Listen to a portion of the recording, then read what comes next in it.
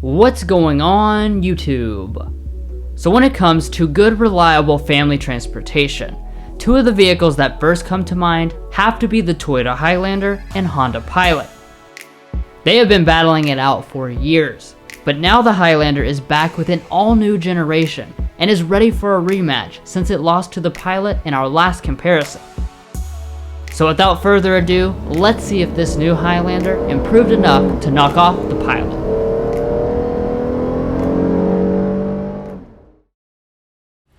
Alright, so to start things off here, we will go ahead and talk about the pricing and equipment of these two.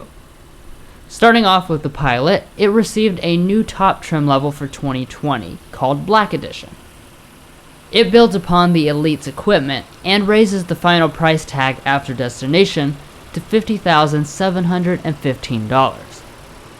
For the all-new Highlander, we also have the highest trim, which is now called Platinum for 2020. With a couple small options and destination added in, its final price is only about $100 more than the Pilot, at $50,872. Now launching into the exteriors, these two look just as different as they always have. For 2020, the Highlander's front design actually gets a bit more subdued, and now has a classier look. But the Pilot goes the opposite direction with this Black Edition, now looking sportier than ever before. As far as the lighting, both offer fully LED headlights and fog lights, except for incandescent turn signals. Moving to the rear styling, they continue to look very different here as well, but the actual features are the same, including the fact that neither have exposed exhaust tips. In regards to the wheels, they both measure in at 20 inches, and their designs nicely match with the overall styling that each one is going for. Now moving beyond the appearance to the features, the mirrors are heated with blind spot monitoring, but only the Pilot includes power folding and auto dimming abilities. In addition to those BSM systems, both Toyota and Honda give you their entire safety suites as standard equipment. That means they both have automatic emergency braking, lane keeping assist, adaptive cruise control, and automatic high beam headlights, once again on all the models, not just these higher end trims.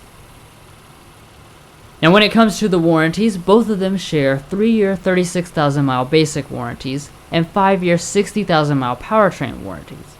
However, Highlander will give you 2 years of complimentary maintenance. Finally, the last thing to mention on the outside is that both of them can tow up to 5,000 pounds with all-wheel drive and proper trailering equipment. Alright, that is it for the exteriors. So now let's check out the more important family-focused interiors.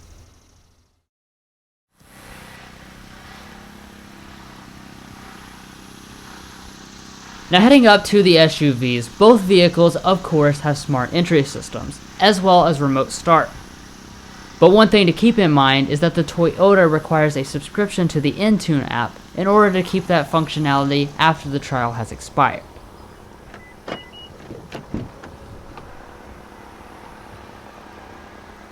Now first taking a look inside, the two interiors look wildly different just like the outsides.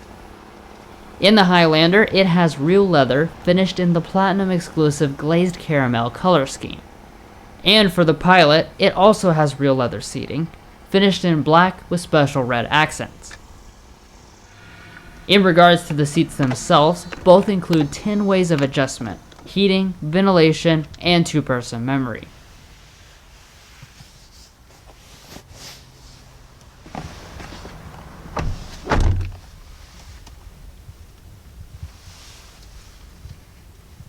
Now one of the biggest areas that impacts satisfaction with an interior is the quality of the materials used. Starting with the Pilot, obviously it is the older product, but it still uses nice soft touch plastics with stitching on the upper areas and piano black trim for the lower parts. The Highlander's materials have improved vastly with this new generation, and it now has lots of soft touch materials, faux wood and leatherette on the dashboard as well as along the center tunnel. This makes the Toyota's cabin feel like the more luxurious and special place to spend time.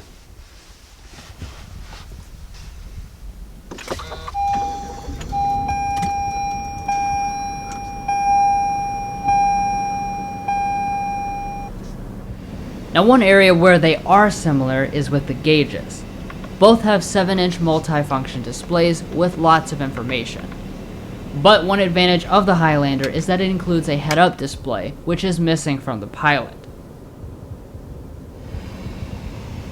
And coming back to the steering wheels, they are leather wrapped and heated, and both also have rain sensing wipers. Next up, we have one of the other very important sections: storage. Usually Hondas dominate this part, but for this, Highlander is actually on top. While both of them have giant center consoles, the Toyota's secret weapon is the versatile storage shelf, which runs across most of the front. In regards to the shifters, Toyota's is traditional and Honda's is electronic push button, but only the Pilot has paddle shifters.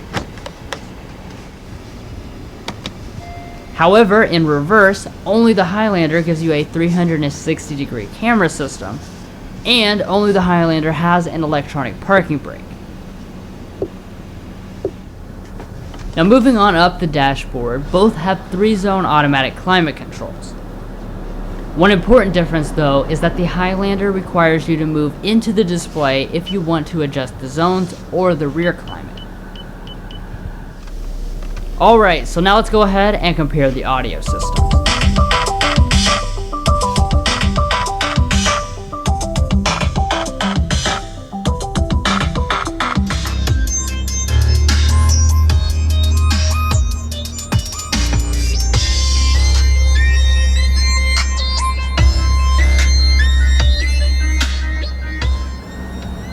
Overall, I'll have to give the edge to the Toyota. And now that brings us to the infotainment systems. First of all, Toyota has chosen to use a mega 12.3-inch display, which is obviously larger than the 8-inch display in the Honda. However, as far as the other main features, they are the same, since both have integrated navigation systems, as well as Apple CarPlay and Android Auto. And finally, ending the front part of the cabin, the Highlander does have a smart mirror, and both of them have panoramic moonroofs.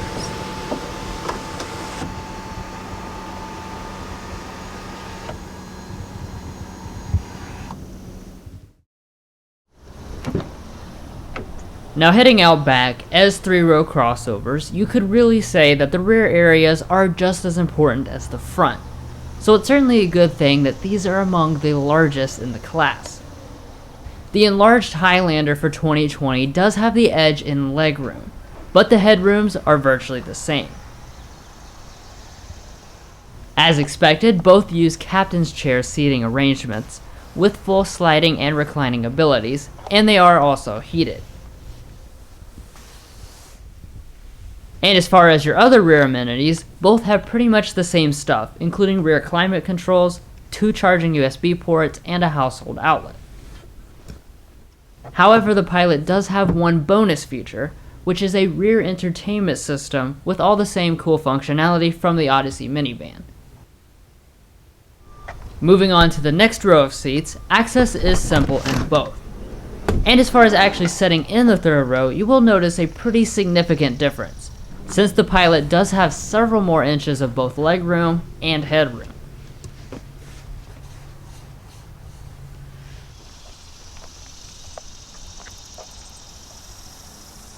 Now, heading out back, both have kick-activated power tailgates, and once they open up, you'll find very similar cargo capacities. The Highlander has grown past the Pilot in 2 of the measurements, but since they are less than 5% apart, we won't award any points here. Additionally, neither of them offer a power folding third row. Alright, so with the interiors all covered, let's go ahead and take them out on the road.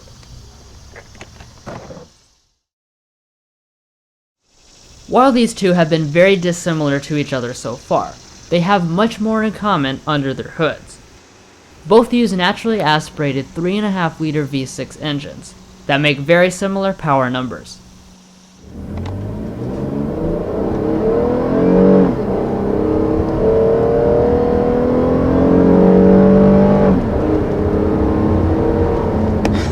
Alright, so first taking off here in this all-new Highlander. This area here, it does feel familiar, and that's because it does have the same powertrain as last year. Not a bad thing though, really quick.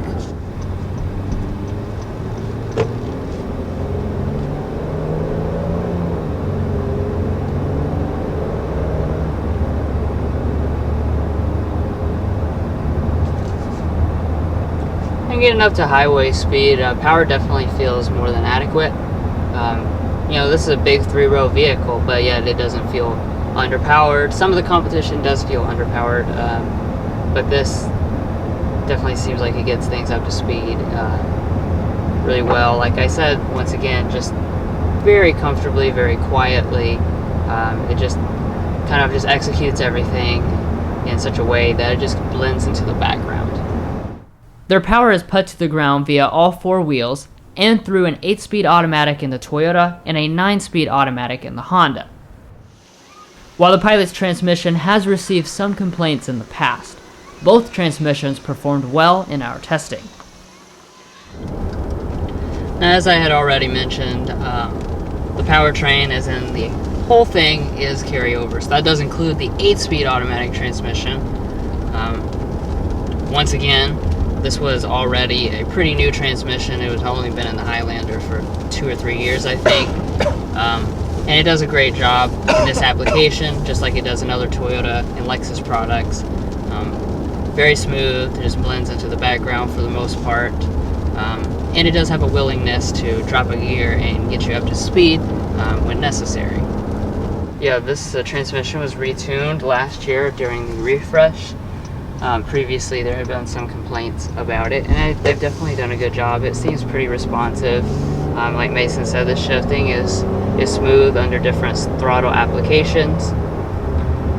The only small thing that I have noticed is just a little bit of a hesitation when you're shifting between drive and reverse. It just takes like a little second more than some other vehicles that I've driven. But nothing bad and nothing that you wouldn't get used to. Now, as far as the broader driving dynamics, both drive pleasantly as expected in this class. Obviously, comfort is of paramount importance, and the new Highlander delivers with a very comfortable ride and nearly Lexus levels of quietness. And getting up to speed here, you know, I want to talk about probably the most important part about the Highlander's driving dynamics, and that's quite frankly just how smooth it rides within this cabin. I kind of touched on it a little bit earlier in terms of the engine, but as far as the suspension is concerned, really does a fantastic job.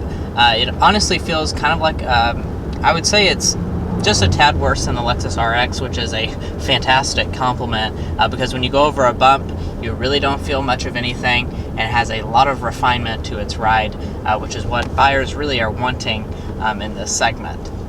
The same can also be said about the Pilot, which feels almost exactly the same as the Acura MDX from behind the wheel.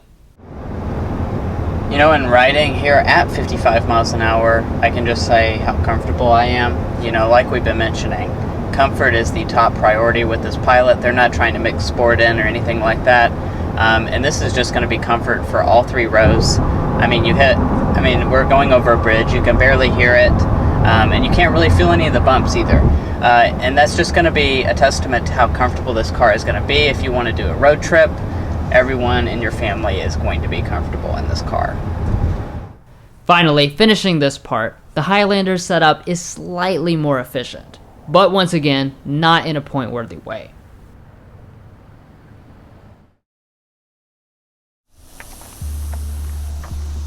Well, that's it, folks, for another comparison between 2 heavyweight 3-row crossovers.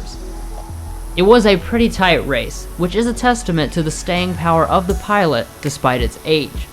Both have distinct advantages and disadvantages, so make sure to check them out at your local dealers before deciding. Anyways, thanks for joining us for another Car Confections comparison. And be sure to subscribe for more comparisons as well as our signature full review videos. Take care.